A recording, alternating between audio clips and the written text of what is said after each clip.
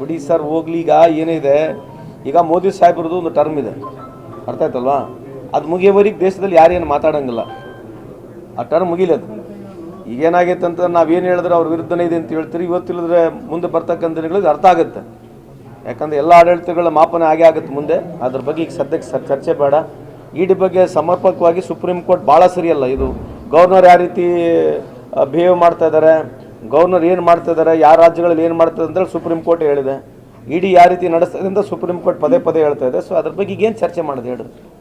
MUDA case ಅಂತಂಗೆ supreme ಕೋರ್ಟ್ನಿಂದ relax ಕೊಟ್ಟಿದೆ sir CM ಪತ್ನಿ. ಅದು ಹೇಳಿದ್ದೆ, ಅದೇ ಹೇಳಿದ್ನಲ್ಲ ಈಗ ಅಲ್ಲಿವರೆಗೆ ಅದೇ ಹೇಳ್ತಿರೋದು.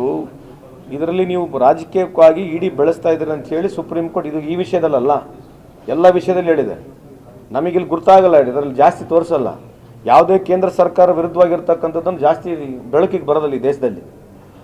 ಯಾವುದೇ ನೆಗೆಟಿವ್ ಇದ್ದರೆ ದೇಶದಲ್ಲಿ ಬೆಳಕಿಗೆ ಬರೋದಿಲ್ಲ. ಅದಕ್ಕಾಗಿ 11 ವರ್ಷ ಏನಾಯ್ತು ಅಂದರೆ ಈ ದೇಶದಲ್ಲಿ ಎಲ್ಲರೂ ಸುಖವಾಗಿದ್ದಾರೆ, ಎಲ್ಲರ ಮನೆ ಬಂಗಾರ ತಟ್ಟಿ ಐತೆ, ಎಲ್ಲ ಹುಡುಗರಿಗೆ ಕೆಲಸ ಸಿಕ್ಬಿಟ್ಟೈತೆ, ರೈತರು ಆರಾಮಿದ್ದಾರೆ. ಈ ದೇಶದಲ್ಲಿ ಯಾರಿಗೂ ಕಷ್ಟ ಸುಖನೇ ಇಲ್ಲ.